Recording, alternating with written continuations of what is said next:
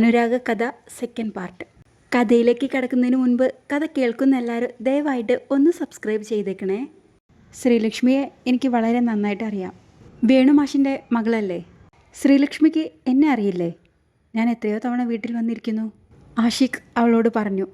അറിയാം, അറക്കലെ ആഷിഖ്, ശ്രീലക്ഷ്മി പറഞ്ഞു. ഓഹോ, അപ്പോൾ ഇവൾക്കെന്നെ അറിയാമല്ലേ? ഒരു നോട്ടം പോലും തനിക്ക് തരാതെ ഒഴിഞ്ഞുമാറി നടക്കുന്നവളാണ്. ആഷിഖിൻ്റെ മനസ്സിലേക്ക് പല ചിന്തകൾ കടന്നു വന്നു. പക്ഷേ ഇപ്പോൾ അതിനൊന്നും ഉള്ള സമയമല്ലെന്ന് അവൻ അറിയാമായിരുന്നു. ആദ്യം ശ്രീലക്ഷ്മിയുടെ പ്രശ്നം എന്താണെന്ന് അറിയണമായിരുന്നു അവന്. തല താഴ്ത്തി ബെഡിലിരിക്കുന്ന ശ്രീലക്ഷ്മിയോട് ആഷിഖ് ഓരോന്നായി ചോദിക്കാൻ തുടങ്ങി. ഇന്നലെ രാത്രി എന്താ ശരിക്കും സംഭവിച്ചത്? ആരാ നിന്നെ ഉപദ്രവിക്കാൻ ശ്രമിച്ചത്? എത്ര വലിയ പ്രശ്നമാണെങ്കിലും ശ്രീലക്ഷ്മിക്ക് അത് എന്നോട് പറയാം. ശ്രീലക്ഷ്മിയുടെ കണ്ണുകൾ അറിയാതെ നിറഞ്ഞു വന്നു. പറയാൻ വാക്കുകൾക്കായി അവൾ വിങ്ങിപ്പൊട്ടി. എനിക്കിനി ആരുമില്ല. എനിക്കെൻ്റെ അച്ഛൻ്റെയും അമ്മയുടെയും അടുത്ത് പോയാൽ മതി. ഇല്ലെങ്കിൽ അയാൾ എന്നെ കൊല്ലും. എനിക്ക് പേടിയാ അയാളെ. അതും പറഞ്ഞുകൊണ്ട് ശ്രീലക്ഷ്മി മുഖം പൊത്തി കരയാൻ തുടങ്ങി. അത് കണ്ടതും എന്ത് ചെയ്യണമെന്നറിയാതെ ആഷിഖൊന്ന് പകച്ചുപോയി. കൂടുതൽ ഒന്നും ആലോചിക്കാതെ അവൻ ശ്രീലക്ഷ്മിയുടെ അടുത്തായി ചെന്നിരുന്നു. മുഖം പൊത്തി കരയുന്ന ശ്രീലക്ഷ്മിയെ ആശ്വസിപ്പിക്കാൻ വേണ്ടി ആഷിഖ് പറഞ്ഞു. ശ്രീലക്ഷ്മി, ഇങ്ങോട്ട് നോക്ക്. ഇങ്ങനെ കരയല്ലേ. ആരും നിന്നെ ഒന്നും ചെയ്യില്ല. ഞാനില്ലേ നിന്നെ കൂടെ. നീ ഇപ്പോൾ ഉള്ളത് എൻ്റെ ഹോസ്പിറ്റലിലാണ്. ഇവിടെ വന്ന് നിന്നെ ആരും ഒന്നും ചെയ്യില്ല.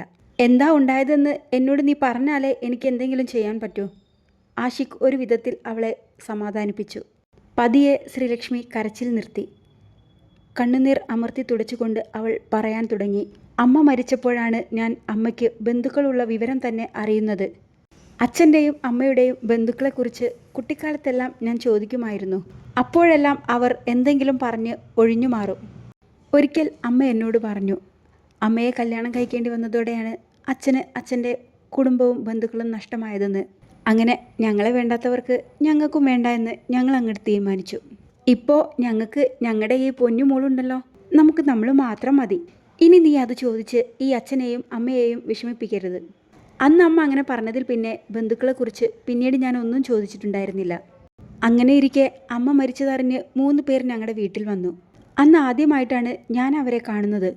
അമ്മയുടെ ഏട്ടനും അവരുടെ ഭാര്യയും മകനുമായിരുന്നു അത്. അന്ന് വന്നതിന് ശേഷം പിന്നീട് അവർ ഇടയ്ക്കൊക്കെ വീട്ടിൽ വരാൻ തുടങ്ങി. അച്ഛന് അവരെ തീരെ ഇഷ്ടമായിരുന്നില്ല. അവർ വീട്ടിൽ വരുന്നതിന് അച്ഛൻ എതിർപ്പ് പ്രകടിപ്പിച്ചു. ആദ്യമൊക്കെ അവർ എന്നോട് നല്ല സ്നേഹത്തിലായിരുന്നു പെരുമാറിയിരുന്നത്. പോകെ പോകെ അവരുടെ ഉദ്ദേശം വേറെയാണെന്ന് എനിക്കും അച്ഛനും മനസ്സിലായി. അമ്മയുടെ ഏട്ടന് അവരുടെ മകനെ കൊണ്ട് എന്നെ വിവാഹം കഴിപ്പിക്കണമായിരുന്നു. അതിന് അവർ അവരുടെ മകൻ്റെ 7 വർഷത്തെ ജയിൽ ശിക്ഷ കഴിയുവാൻ വേണ്ടി കാത്തിരിക്കുകയായിരുന്നു. അത് കേട്ട് ആഷിഖൊന്ന് ഞെട്ടി. ജയിൽ ശിക്ഷയോ? എന്തിനാ അയാൾ 7 വർഷം ജയിലിൽ കിടന്നത്? കൊലക്കേസ്, പെണ്ണ് കേസ്, മയക്കുമരുന്ന് കേസ് തുടങ്ങി 20ഓളം കേസിൽ പ്രതിയാണ് അയാൾ. എനിക്ക് അയാളെ കാണുന്നത് തന്നെ പേടിയാണ്. കല്യാണത്തിന് അച്ഛൻ എതിർത്തപ്പോൾ അയാൾ എന്നെയും അച്ഛനെയും ഒരുപാട് ഉപദ്രവിച്ചു. പോലീസിൽ പരാതിപ്പെട്ടാൽ എൻ്റെ ജീവിതം അയാൾ നശിപ്പിക്കുമെന്ന് പറഞ്ഞു. ഇത്രയും പ്രശ്നമുണ്ടായിട്ട് വേണുമാഷ് എന്താ ഞങ്ങളോട് ആരോടും ഇതിനെക്കുറിച്ച് ഒരു വാക്കുപോലും പറയാനത്? ആഷിഖ് ചോദിച്ചു. പേടിച്ചിട്ടാ. അച്ഛന് നല്ല പേടിയായിരുന്നു അയാളെ. എൻ്റെ അമ്മയെ ആ വീട്ടിൽ നിന്നും രക്ഷിച്ചുകൊണ്ട് പോന്നതാ എൻ്റെ അച്ഛൻ. അവിടെയുള്ളവർ ഒന്നിനും മടിക്കാത്തവരാണ്. എന്നിട്ട് എന്താ ഇന്നലെ അവിടെ ഉണ്ടായത്? എന്തിനാ നീ വീട്ടിൽ നിന്ന് ഇറങ്ങി ഓടിയത്? ആഷിഖ് ചോദിച്ചു. ഇത്രയും ദിവസം അച്ഛൻ്റെയും അമ്മയുടെയും സഹപ്രവർത്തകരിൽ ആരെങ്കിലുമൊക്കെ ഉണ്ടായിരുന്നു എനിക്ക് കൂട്ടിന്. ഇന്നലത്തോടെ അമ്മാവനും അമ്മായിയും എല്ലാവരെയും പറഞ്ഞു വിട്ടു. സന്ധ്യ ആയപ്പോഴേക്കും അമ്മാവൻ്റെ മകനും അയാളുടെ കൂട്ടുകാരും വന്നു. എല്ലാവരും ചേർന്ന് ഉമ്മറത്തിരുന്ന് മദ്യപിക്കുകയായിരുന്നു. എനിക്ക് അതൊന്നും കണ്ടിട്ട് സഹിക്കാൻ കഴിയുന്നുണ്ടായിരുന്നില്ല. ഞാൻ മുറിയിൽ കയറി വാതിലടച്ചു. ഉമ്മറത്തെ ഒച്ചപ്പാടും ബഹളവും മുറിയിൽ കേൾക്കാമായിരുന്നു.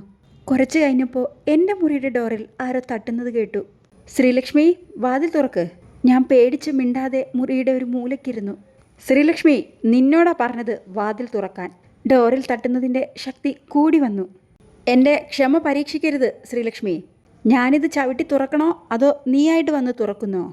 എന്ത് വന്നാലും ധൈര്യം കൈവിടരുതെന്ന് അച്ഛൻ എന്നോട് പറഞ്ഞിട്ടുണ്ടായിരുന്നു.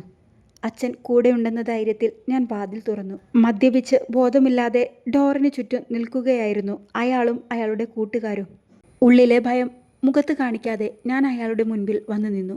അപ്പോൾ അയാൾ എന്നോട് പറഞ്ഞു, ദേ ശ്രീലക്ഷ്മി, ഇവരെന്നോട് പറയാ നിനക്കെന്നെ ഇഷ്ടമല്ല എന്നും നീ എന്നെ കല്യാണം കഴിക്കില്ല എന്നും. അപ്പോൾ ഞാൻ പറഞ്ഞു, നിനക്കെന്നെ ജീവനാണെന്നും ഞാൻ പറഞ്ഞ വേണമെങ്കിൽ നീ ഇപ്പോൾ തന്നെ എന്നെ കല്യാണം കഴിക്കുമെന്നും. എന്താ മോളെ, അങ്ങനെയല്ലേ? നമ്മുടെ സ്നേഹം എന്താണെന്ന് നമുക്ക് ഇവരെ ഒന്ന് കാണിക്കണ്ടേ? ഞാനാകെ പേടിച്ചു പോയി. അരുതാത്തതെന്തോ നടക്കാൻ പോവുകയാണെന്ന് എനിക്ക് മനസ്സിലായി. ഞാൻ അമ്മായിയെ വിളിച്ചു നോക്കി. പക്ഷേ താഴെ നിന്നും ഒരു പ്രതികരണവും ഉണ്ടായിരുന്നില്ല. താഴെ അമ്മാവനും അമ്മായിയും ടി വി ഉച്ചത്തിൽ വച്ചിരിക്കുകയാണ്. ഇവിടെ നടക്കുന്നതൊന്നും പുറത്തറിയാതിരിക്കാൻ എന്നോണം. അയാൾ എന്നെ മുറിയിലേക്ക് പിടിച്ചു വലിച്ചു. സകല ശക്തിയുമെടുത്ത് അയാളെ ഞാൻ തള്ളി മാറ്റി ഇറങ്ങി ഓടുകയായിരുന്നു. എല്ലാവരും തന്നെ മദ്യത്തിൻ്റെ ലഹരിയിലായതുകൊണ്ട് അവർക്കെന്നെ പിന്തുടരാൻ സാധിച്ചില്ല. അങ്ങനെയാ ഞാൻ നിങ്ങളുടെ കാറിന് മുൻപിൽ വന്നു പെട്ടത്. ഞാൻ ഇവിടെ ഉണ്ടെന്ന് അവരറിഞ്ഞാൽ എന്നെ അവർ പിടിച്ചുകൊണ്ടുപോയി കൊല്ലും. തൊട്ടടുത്തിരുന്ന് എല്ലാം കേട്ടുകൊണ്ടിരിക്കുന്ന ആഷിക്കിൻ്റെ നെഞ്ചിൽ മുഖം പൂഴ്ത്തി കരഞ്ഞുകൊണ്ട് അവൾ പറഞ്ഞു, ഇവിടെ വന്ന് നിന്നെ ആരും ഒന്നും ചെയ്യില്ല. അത്രയ്ക്ക് ധൈര്യമുള്ളവർ ആരാണെന്ന് ഞാനൊന്ന് നോക്കട്ടെ. അപ്പോൾ ഈ ആഷിക്ക് ആരാണെന്ന് അവരറിയും. തൻ്റെ നെഞ്ചിൽ മുഖം പൂഴ്ത്തി കരയുന്ന ശ്രീലക്ഷ്മിയുടെ മുടിയിൽ തഴുകിക്കൊണ്ട് ആഷിഖ് പറഞ്ഞു. അച്ഛനും കൂടെ നഷ്ടമായപ്പോൾ ആകെ ഒറ്റപ്പെട്ട അവസ്ഥയിലായിരുന്നു ശ്രീലക്ഷ്മി. ഇപ്പോൾ ആഷിഖിൻ്റെ സാമീപ്യം അവളിൽ വല്ലാത്തൊരാശ്വാസമുണ്ടാക്കി. അവൻ്റെ വാക്കുകൾ അവൾക്ക് പുതുജീവൻ നൽകി.